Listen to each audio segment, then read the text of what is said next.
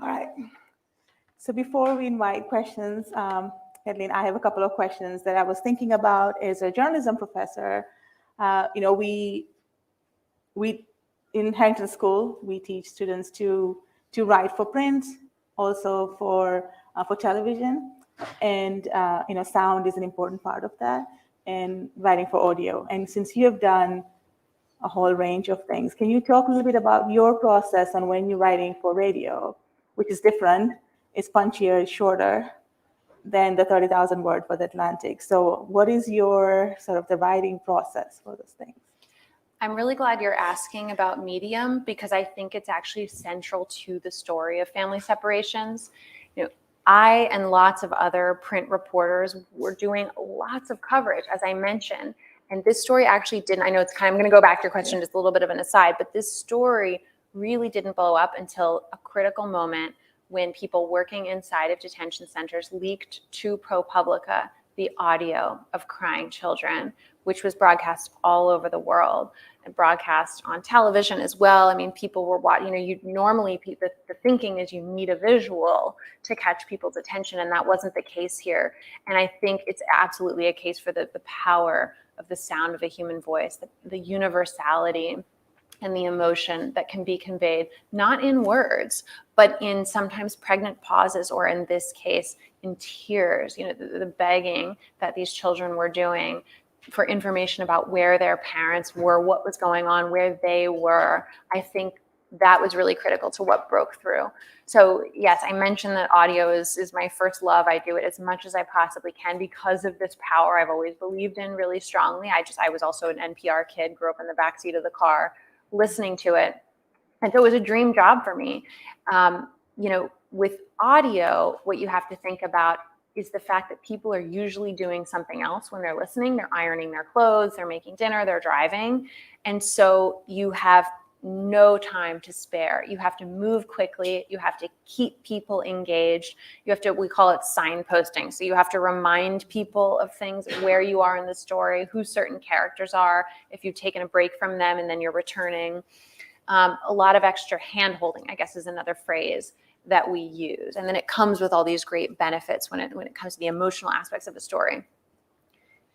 It's very, very brief. I mean, if you saw the script of an audio story, it would look like the tiniest chunk of a newspaper article that you might read. And then, with print, you still want to move as quickly as you can. You still want to keep people engaged. You don't want to dilly-dally. There's some really scary metrics that we all now have access to, where you can see the average amount of time that people spend on a story.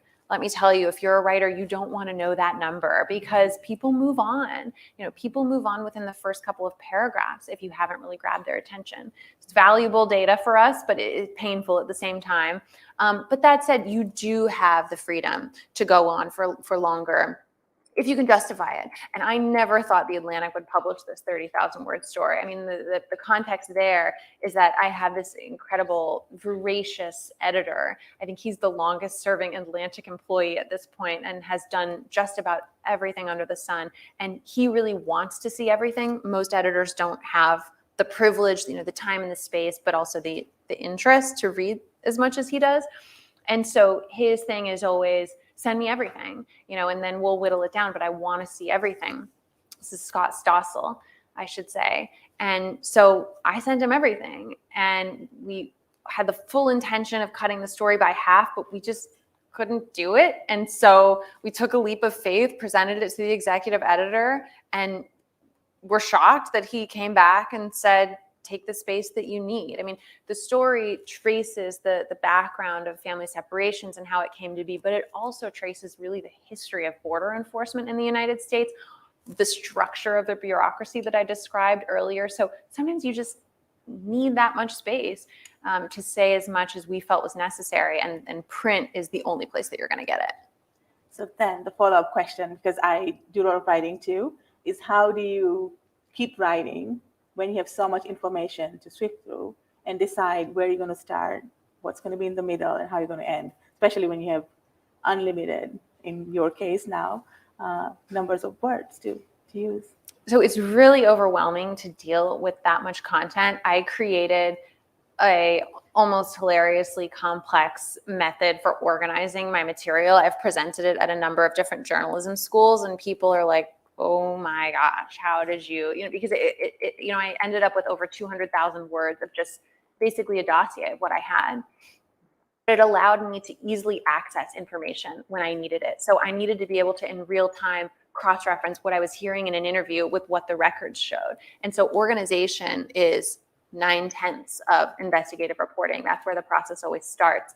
When it comes to writing, I play around with all kinds of different structures, but I also recall something that I heard, and I don't even know if this is true, but it's just kind of, what you hear in journalism circles, and what I was told very early on in my career as a reporter, which is that the New Yorker magazine, you can file a story in whatever creative structure you like, go crazy, you will always get it back in chronological order. Your editor will always put it in chronological order. So when in doubt, chronological order. And that's largely the case with family separations and my coverage of this issue. This story, though, began, so about leads, with something really engaging, right? I've got to get people past that mark at which they tend to drop off. And I had always, sort of the obvious way to approach that would be to start with the scene of a separation itself. I think that's frankly too disturbing.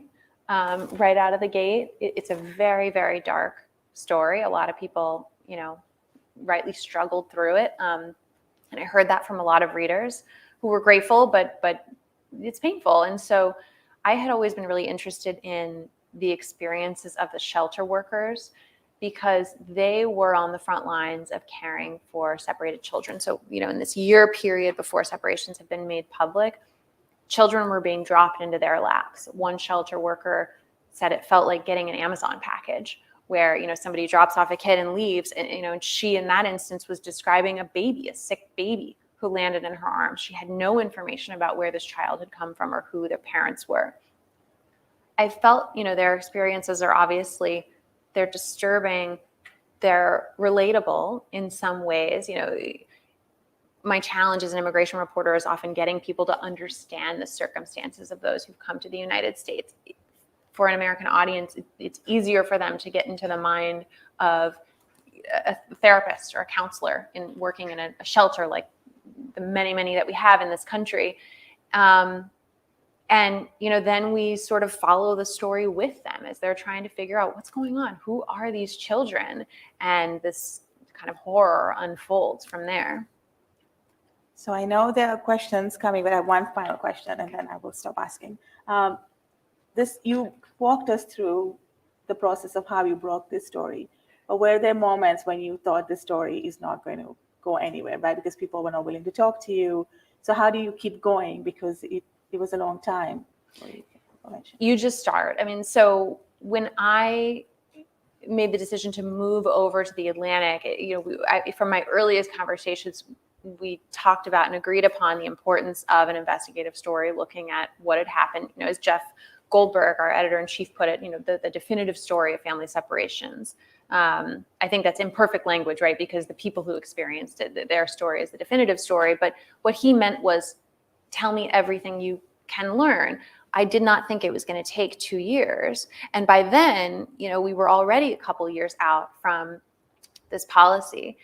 And so you just get started, and I would convey again to my editor, Scott Stossel, what I had learned, and he would say, tell me more. And I'd go out and continue reporting, and he wanted more. And the cycle continued from there. Certainly, I was very nervous at the beginning. You get started with something like this and you think, well, what if nobody talks to me? Which, by the way, I figured was likely. It would have meant that the story came together much more quickly. And there still is value in, I mentioned a lot of investigative work is just that menial task of collecting everything that's out there and putting it all in one place. That still would have been worthwhile. But I ended up making a ton of breakthroughs on top of that. So I tried not to overthink it. Like a lot of people think that I was really strategic about going to this person first and then that person next and that person next. The truth is, we work really hard as journalists on how to approach people. Do I think they want a text message, or do I think they want a call, or do I think they want me to show up at their door, or is that going to freak them out? And at a certain point, I think people are either going to talk to you or they aren't. And you can make yourself crazy by really trying to strategize too much. And so I just made a list of people that I wanted to talk to. It grew throughout my 2 years of reporting on the story. And I just went down the list and I tried my best. And then, used techniques like creating a rapport with somebody and then saying, who else do you think I should speak to? Or even just being open and saying, I want to speak to this colleague of yours. I know you guys have a relationship. Can you put in a good word for me?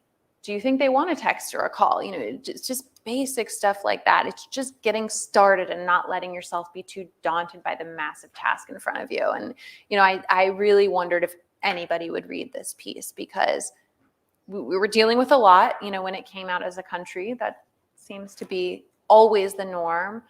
And it was a really dark story that I think people really understandably wanted to move on from. But it was very, very widely read, I think, because of the historic significance of what had taken place and the consequences, which are ongoing. So if you have a question, please come to the mic.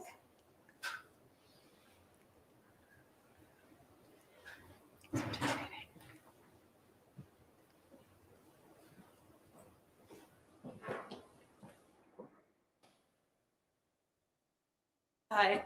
How do you create boundaries between your work life and your personal life, especially when a story takes so long for you to write? Good question. Boundaries are really important. That's a hard lesson that I've had to learn a number of times. My advice to journalists is often really simple stuff. So make sure that you're getting good sleep. Make sure that you're eating healthy while you're reporting. Make sure you end your day at a certain time. It doesn't have to be 6 p.m. Like a lot of us are night owls and want to write in the middle of the night or want to work on weekends. That's okay. But set boundaries around your day and actually stick to them. And these are little things that you can do, but I think that they make a huge difference. And then the truth is that when it comes to closing a story like this for print, which is an entirely different concept than putting a story on the web, you have layout design. Obviously, there were a lot of lawyers involved with this process. I had 8 fact checkers on this story. I had a lot of editors. I had illustrators and people creating digital content for the experience online. I mean, it was all hands on deck. And so there were a couple months where I didn't leave the house and I didn't see any friends. And, that's not something that I would do that I would recommend almost ever, unless you have a story like this, something that's this important. Then it's absolutely worth it.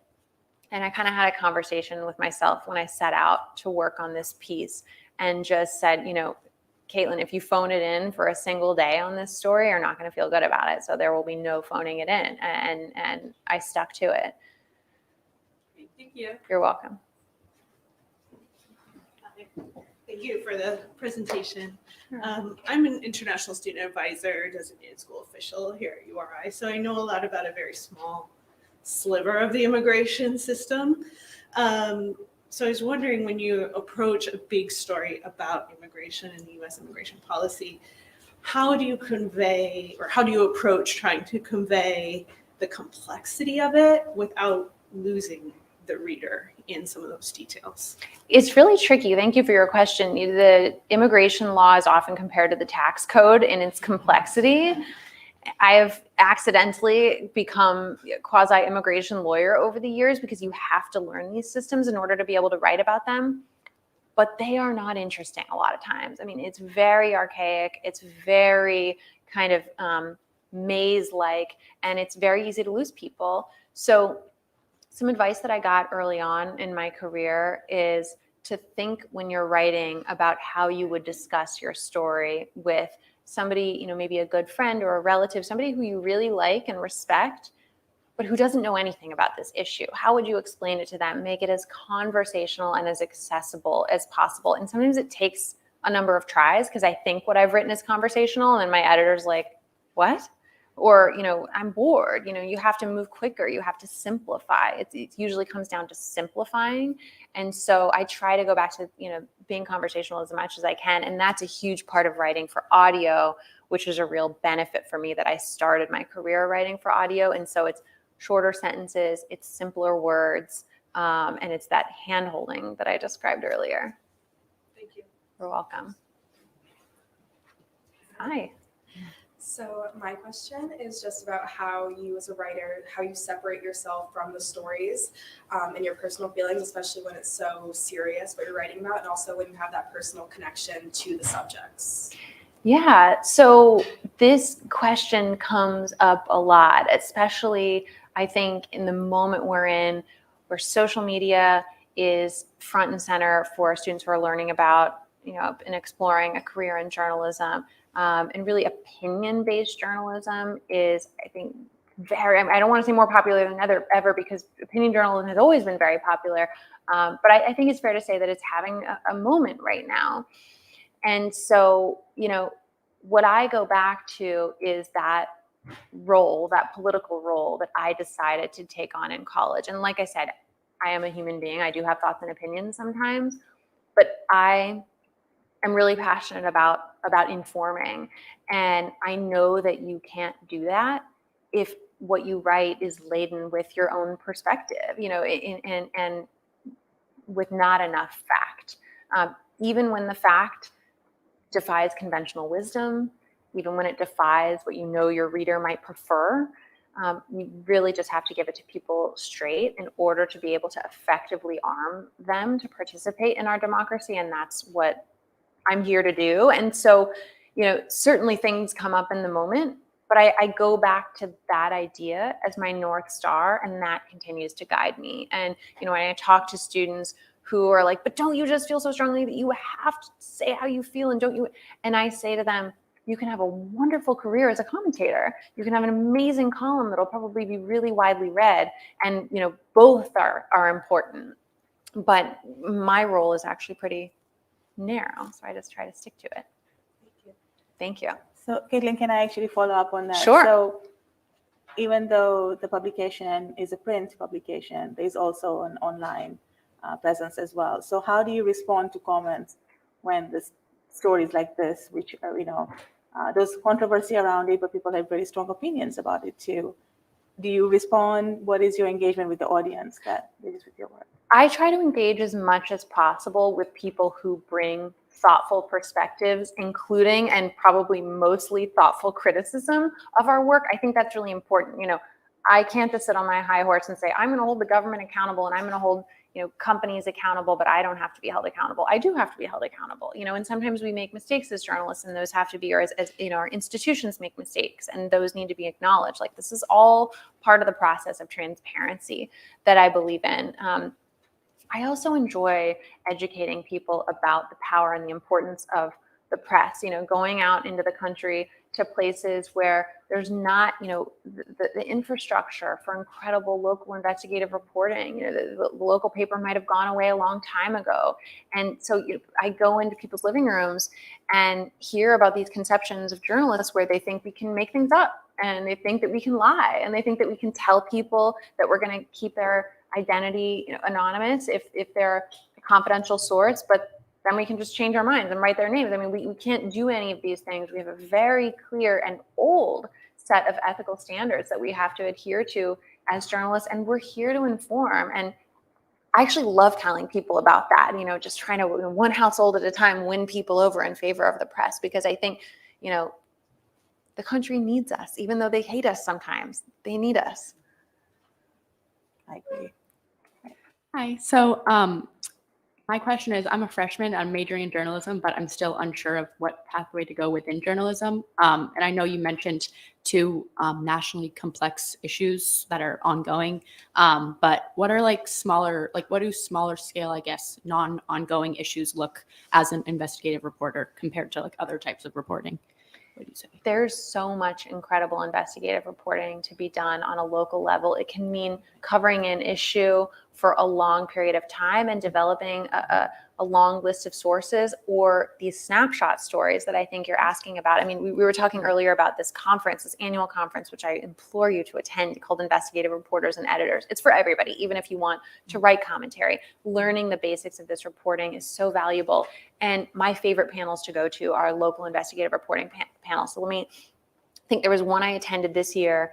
I can't remember where it was, but it had to do with a local official, might have been the mayor, who constantly had his lights on and was blowing through intersections, was messing up traffic locally, slowing everybody down. And he always had his emergency lights on as if he was going somewhere really important. And he would be like going to lunch and he has the lights on and he doesn't need to have the lights on. And so these local reporters followed him, for a week and saw all the different like silly errands that he did with his emergency lights on and the impact that it had on the community. And you know what? The mayor stopped putting the lights on after he was exposed. So it can be, there's so many different things.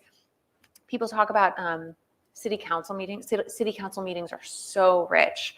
And, one thing that you can always do as an investigative reporter is look at the promises that have been made in your community. Look at city council, look at the mayor, look at private companies. There are often environmental concerns locally. Just as one example, what promises have they made publicly? You can make a list of them and then follow up. Did they follow through? And if they didn't, what's the impact there? And there you have your story. Okay, that makes sense. Thank you. You're welcome. How's it going? Hi. So much of your work has created real positive change. So I was just wondering, what do you attribute your successes in creating material change to? So impact is funny because it's not the goal that you set out in search of, but it is kind of inextricably linked with investigative reporting because you're exposing how things should be versus how they are. I think, not just for me, but for any successful investigative journalist, it's being thorough and it's being fair. If you're writing something that is presented as investigation, but it's thin, it's partisan, then it's not going to have a big impact. I had an editor who would give me, he had this 3-prong test for every pitch. Let me see if I can remember it. He said, is it original? Like, has the story already been done? If it has, you're not going to have impact. Is it important? And I think there's an inverse scale you can think about when it comes to importance. So every story is not going to be life and death. But if you're talking about a story that impacts a huge, huge, huge amount of people, it could be that it affects them in a small way, but in the aggregate, it's still important. Or it could be a story that affects 2 people if it's life and death for them. And then it qualifies as important. That's the second prong. And is it possible? There are a lot of investigative stories that I would love to do that I actually just can't do. Public records laws in the United States are fantastic, because of the importance of the press. We have access to a lot of information, but not everything. Plenty of information is exempt from public records. Plenty of sources, no matter how hard I work, they're just simply not going to talk to me. And so you can spend forever on a story that's not possible. Nothing ever comes out, or what does is, again, very thin. So I think if you pass that 3-prong test and you're thorough and you follow the rules and you follow the ethical guidelines, that's, you're well on your way toward having a big impact. Thank you. So this will be our last question. Thank you. You mentioned that you like doing archival research. Why do you enjoy it, and what is the value of archival research to you? I don't know. I'm a nerd. I like history. I think that, especially with immigration, history repeats itself. And so I feel so much better equipped to cover what's happening on the border today because I've been able to go back and look at the history of immigration to this country since its founding. One thing that you will hear all the time, especially on a really emotional issue like immigration, is reporting that I don't love, that I wouldn't stand behind, that really emphasizes, record breaking, never before. Those are always red flags for me because, anything that's happening today on immigration has happened before. Again, with the exception of family separations, we've had major ebbs and flows in this country of people wanting to come here successfully or not, all the different factors that come into play politically. There's the economy, there's race and xenophobia, there's national security. These are longstanding issues. And I think history really helps me to write stories that are really thorough. And that, again, I go back to effectively arming people with the information that they need to participate. So like one example is the border in the recent decades is kind of like the stock market. So if you zoom in and look month to month, you might see some really shocking ups and downs. And when you're in an up phase, you'll see stories saying record breaking, oh my gosh, there's record breaking border crossing. This is not to minimize, the very significant resources that are required to process into the country people who are coming, not at all. But it's to point out that when you just look at this narrow window of time and you say, oh my God, it's a record breaking border crossing, you're not pointing out that, well, the record was last broken last year, and then it was last broken the year before that, and it was last broken the year before that. And so it seems like whatever policy has been put into place in the last 30 days is responsible for this shift, when actually it has a decades-long trajectory. You know what I mean? So that's one example of the importance of history, and including recent history. But I think it makes our work more thorough. Thank you.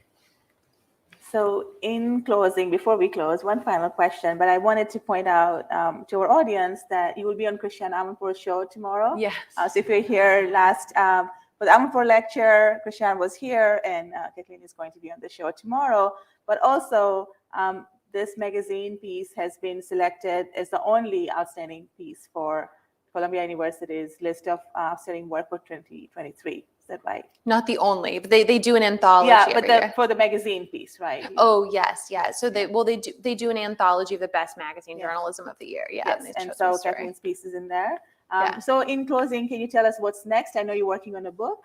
Yes, I'm working on a book that's kind of the culmination of many years of covering immigration. The issue hasn't gone away.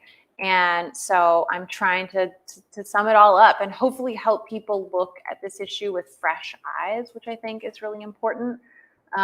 So that's what, I'm spending most of my time on right now.